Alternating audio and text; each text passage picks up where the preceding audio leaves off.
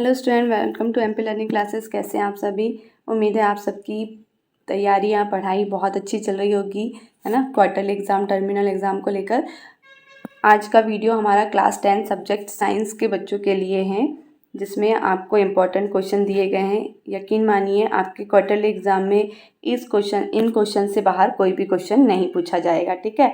तो चलिए स्टार्ट करते हैं। निम्न में कौन सा भौतिक परिवर्तन नहीं है? निम्न में कौन सा भौतिक परिवर्तन नहीं है? आपको आंसर दिया है एलपीजी का दहन, ठीक है। खौलते पानी से जल का वाष्प बनना, ये क्या है? भौतिक परिवर्तन है, ठीक है। बर्फ का पिघलकर जल बनना भौतिक परिवर्तन है। नमक का पानी में घुलना, ये भी भौतिक परिवर्तन है। एलपीजी का दहन, ये भौतिक परिवर्तन नहीं है, ठीक है। तो आपका आंसर क्या हो जाएगा? एलपीजी का दहन। नेक्स्ट क्वेश्चन देखिए, निम्न में कौन सी ऊष्माक्षेपी अभिक्रिया है? तो कौन सी ऊष्माक्षेपी अभिक्रिया है? जल की बिना बुझे चूने से अभिक्रिया। नेक्स्ट क्वेश्चन है आपका 6Fe2O3 प्लस 2Fe। ओके, तो ये कैसी अभिक्रिया है? विस्थापन अभिक्रिया, ठीक है। कैसी अभिक्रिया है ये? विस्थापन अभिक्रिया। आपका ऑब्जेक्ट 4 राइट होगा। नेक्स्ट क्वेश्चन है 7H2 का योग तथा O2 का ह्रास कहलाता है अपचयन अभिक्रिया। नेक्स्ट है जिन अभिक्रियाओं में ऊष्मा का अवशोषण होता है उन्हें कहते हैं ऊष्मा शोषी। जिसमें अवशोषण होता है तो उसे क्या कहते हैं? ऊष्मा शोषी। आप शोषण से शोषी याद कर सकते हैं, ठीक है। नेक्स्ट है निम्न में से कौन सा एक रासायनिक परिवर्तन की विशेषता नहीं है? ठीक है, तो कौन एक रासायनिक परिवर्तन की विशेषता नहीं है? आकार में परिवर्तन, ठीक है, आकार में परिवर्तन। नेक्स्ट क्वेश्चन है आपका खाद्य पदार्थ का कार्बन डाइऑक्साइड और पानी में टूटना एक प्रकार की कौन सी अभिक्रिया है? ऊष्माक्षेपी, ठीक है। खाद्य पदार्थ का कार्बन डाइऑक्साइड और पानी में टूटना, तो ये कैसी है? ऊष्माक्षेपी। नेक्स्ट है सोने और प्लेटिनम को गलाने वाले अम्ल का नाम क्या है? तो आप क्या नाम है? Aqua regia. सोने और प्लेटिनम को गलाने वाले अम्ल का नाम एक्वा रेजिया, ठीक है। तो ये आपको याद रखना है। रासायनिक अभिक्रिया में भाग लेने वाले पदार्थ कहलाते हैं अभिकारक, ठीक है। क्या कहलाते हैं? जो आपके रासायनिक अभिक्रिया होती है ना, ये देखिए ये रासायनिक अभिक्रिया है, इनमें जो जिन्होंने भाग लिया है वो क्या कहलाते हैं? अभिकारक। ये अभिकारक कहलाएंगे और ये पूरी क्या कहलाएगी? रासायनिक अभिक्रिया, ठीक है। तो चलिए और देखते हैं। रासायनिक ये हो गया आपका अभिकारक। नेक्स्ट है लंबे समय तक सेवन ना करने पर सूखे मेवे सड़ जाते हैं क्योंकि विकृत गंधिता और विकृत हो जाते हैं, उसमें गंध सी भी स्मेल चलने लगती है ना, तो वो क्या लंबे समय तक सेवन ना करने पर सूखे मेवे कैसे हो जाते हैं? विकृत गंधिता में कन्वर्ट हो जाते हैं। नेक्स्ट क्वेश्चन है आपका दीर्घोत्तरी प्रश्न, ठीक है। तो इन्हीं में से आपका लघुत्तरी प्रश्न भी बन सकते हैं और दीर्घोत्तरी प्रश्न के रूप में हमने यहाँ पर दिया है। नेक्स्ट है आपका क्वेश्चन, जो आपके जो दीर्घोत्तरी प्रश्न है वो आपके 4 अंक के आएंगे।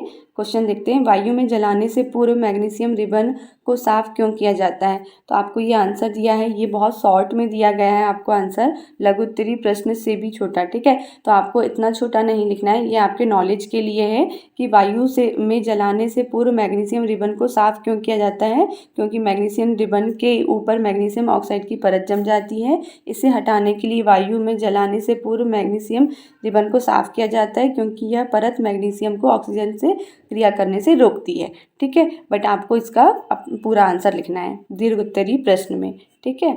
नेक्स्ट क्वेश्चन है आपका किसी पदार्थ X के विलयन का उपयोग सफेदी करने के लिए होता है। पदार्थ X का नाम तथा उसका सूत्र लिखिए, ठीक है। ऊपर एक में लिखे पदार्थ X की जल के साथ अभिक्रिया लिखिए, ठीक है। तो जो भी पदार्थ विलयन का प्रयोग करके सफेदी करने के लिए उपयोग होता है उसका हमको नाम भी लिखना है और सूत्र भी लिखना है और उसकी जल के साथ अभिक्रिया लिखना है, ठीक है। तो उस पदार्थ का नाम क्या है? कैल्शियम ऑक्साइड, ठीक है, बिना बुझा चूना। तो कैल्शियम ऑक्साइड का सूत्र क्या होता है? CaO, और उसकी जल के साथ क्रिया करने पर हमें क्या मिलता है? CaO प्लस H2O, जो जल का फॉर्मूला है CaOH2 प्लस ऊष्मा, ठीक है। नेक्स्ट क्वेश्चन देखिए तीसरा, ऊष्माक्षेपी एवं ऊष्मा शोषी अभिक्रिया का क्या अर्थ है और उदाहरण दीजिए, ठीक है। तो ऊष्माक्षेपी अभिक्रिया जिन रासायनिक अभिक्रिया में उत्पादों के साथ ऊष्मा भी निकलती है उसे ऊष्माक्षेपी अभिक्रिया कहते हैं, ठीक है। आप ये रिएक्शन 1 दे सकते हैं, अभिक्रिया 1, ठीक है।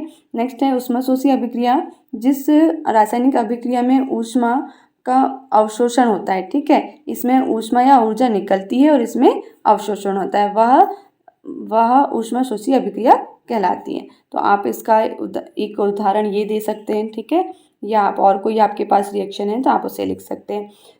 श्वसन को ऊष्मा क्षेपी अभिक्रिया क्यों कहते हैं, वर्णन कीजिए। श्वसन एक मंद दहन ऑक्सीजन की अभिक्रिया है जिसमें कार्बन डाइऑक्साइड जल वाष्प एवं एटीपी के रूप में ऊष्मा निकलती है, अतः इसे ऊष्मा क्षेपी अभिक्रिया कहते हैं, ठीक है। तो श्वसन के टाइम पे हमारी क्या होती है, हमारे मुंह से ऊष्मा निकलती है हमारी नाक से, ठीक है।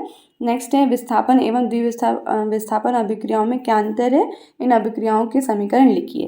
तो विस्थापन अभिक्रिया में एक तत्व दूसरे तत्व को उसके लवण से पृथक करके उसका स्थान एवं स्वयं उसका स्थान क्या कर लेता है, स्वयं ग्रहण कर लेता है। जबकि द्विविस्थापन में अभिक्रियाओं में अभिकारकों के बीच आयनों का आदान प्रदान होता है, ठीक है। तो यहाँ पर क्या होता है, अभिक्रिया में जो एक तत्व दूसरे तत्व को उसके लवण से पृथक कर देता है और उसके स्थान पर खुद चला जाता है, और द्विविस्थापन अभिक्रिया में क्या होता है, अभिकारकों के बीच आयनों का आदान प्रदान होता है, ठीक है। तो आप समझ गए विस्थापन और द्विविस्थापन अभिक्रिया क्या है। आप इसके उदाहरण दे सकते हैं और भी आप इसके अंतर लिख सकते हैं, ठीक है। नेक्स्ट क्वेश्चन आपका है अवक्षेपण अभिक्रिया से आप क्या समझते हैं, उदाहरण देकर समझाइए। अवक्षेपण अभिक्रिया जब दो अभिक्रिया कारकों के विलयन आपस में अभिक्रिया करके अविलेय ठोस उत्पाद बनाते हैं तो उस विलयन में उस ठोस के कारण अवक्षेपित हो जाते हैं, इस क्रिया को अवक्षेपण अभिक्रिया कहते हैं, ठीक है। तो आप एक रिएक्शन भी दे सकते हैं। नेक्स्ट है वियोजन अभिक्रिया को संयोजन अभिक्रिया के विपरीत क्यों कहा जाता है, इन अभिक्रियाओं के लिए समीकरण लिखिए। तो वियोजन अभिक्रिया में एकल अभिक्रिया वियोजित होकर दो या दो से अधिक उत्पाद बनाता है, जबकि संयोजन अभिक्रिया में दो या दो से अधिक अभिकारक जुड़कर, ठीक है, यहाँ पर क्या होता है, दो या दो से अधिक उत्पाद वियोजित करके या अलग होकर, ठीक है। वियोजित इट मीन्स अलग होकर दो या दो से अधिक उत्पाद बनाते हैं और इसमें दो या दो से अधिक उत्पाद जुड़कर एक संयुक्त होकर एक एकल उत्पाद बनाते हैं, ठीक है। तो दोनों में आप समझ गए होंगे अंतर, आप रिएक्शन दे सकते हैं। नेक्स्ट है क्वेश्चन नंबर 8, ऑक्सीजन के योग एवं ह्रास के आधार पर निम्न पदों की व्याख्या कीजिए, प्रत्येक के लिए 2 उदाहरण दीजिए। उपचयन और अपचयन, ठीक है। उपचयन अभिक्रिया क्या होती है, जब अभिक्रिया में किसी पदार्थ के ऑक्सीजन का संयोग होता है तो उस पदार्थ का अपचयन होता है, अर्थात तत्व या यौगिक एवं ऑक्सीजन के योग की अभिक्रिया उपचयन अभिक्रिया कहलाती है, ठीक है। तो आप ये रिएक्शन बता सकते हैं उदाहरण के रूप में। और इसी प्रकार अपचयन की अभिक्रिया है, जब अभिक्रिया में पदार्थ के ऑक्सीजन का ह्रास होता है तब उस पदार्थ का उपचयन होता है, अर्थात ऑक्सीजन का ह्रास की अभिक्रिया, ऑक्सीजन का ह्रास होता है इसमें, तो ये ऑक्सीजन ह्रास की अभिक्रिया क्या कहलाती है, अपचयन, ठीक है।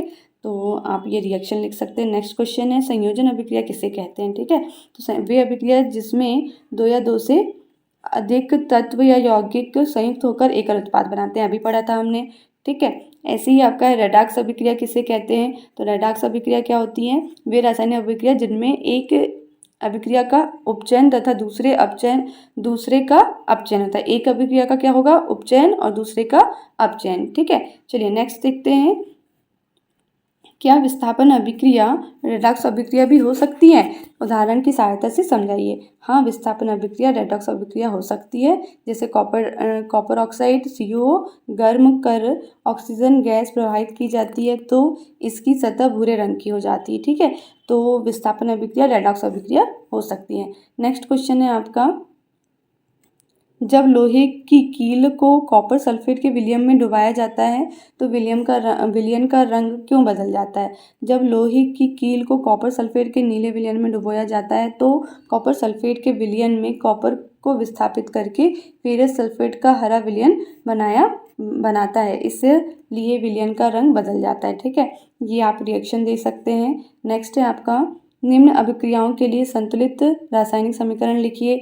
तो आपको ये समीकरण दिए हुए हैं, ये रिएक्शन है, आपको 4 से 5 रिएक्शन दे सकते हैं, है ना, और उनके नेम दे सकते हैं। आपको उनका रासायनिक सूत्र लिखते हुए आपको रिएक्शन बतानी, ठीक है। Calcium oxide plus carbon dioxide मिलकर क्या बनाते हैं, कैल्शियम कार्बोनेट प्लस जल। ऐसे ही आपका जिंक प्लस सिल्वर नाइट्रेट मिलकर जिंक नाइट्रेट प्लस सिल्वर बनाते हैं। एल्यूमिनियम एवं कॉपर सल्फेट मिलकर क्या बनाते हैं, aluminium chloride plus copper. Barium chloride potassium sulphate मिलकर क्या बनाते हैं, barium sulphate plus potassium chloride. ठीक है। नेक्स्ट क्वेश्चन है आपका, दवा की बोतल अधिकांश रंगीन होती है क्यों? दवा की बोतल अधिकांश रंगीन होती है क्योंकि दवाएं प्रकाश की उपस्थिति में ऑक्सीकृत हो जाती हैं और विषैली हो जाती हैं, अतः इसे रोकने हेतु दवाओं की बोतल रंगीन रखते हैं। ठीक है। तो ये हैं आपके इंपॉर्टेंट क्वेश्चंस। अगर आपको बहुत बड़े क्वेश्चंस याद नहीं होते तो एटलीस्ट आप इतने शॉर्ट क्वेश्चन तो लर्न कर ही सकते हैं क्लास 9th के बच्चे। ठीक है। तो ये आपके हाफ ईयरली एग्ज़ाम और आपके एनुअल एग्ज़ाम, क्वार्टरली एग्ज़ाम, ये सारे एग्ज़ाम्स के लिए चैप्टर 1 के क्वेश्चंस हैं जो आपके को लर्न करने में और आपके परसेंटेज बनाने में आपकी बहुत मदद करेंगे। प्लीज़ वीडियो को वॉच करें और लाइक करें, सब्सक्राइब करें और शेयर करें। मिलते हैं नेक्स्ट वीडियो में। Thank you.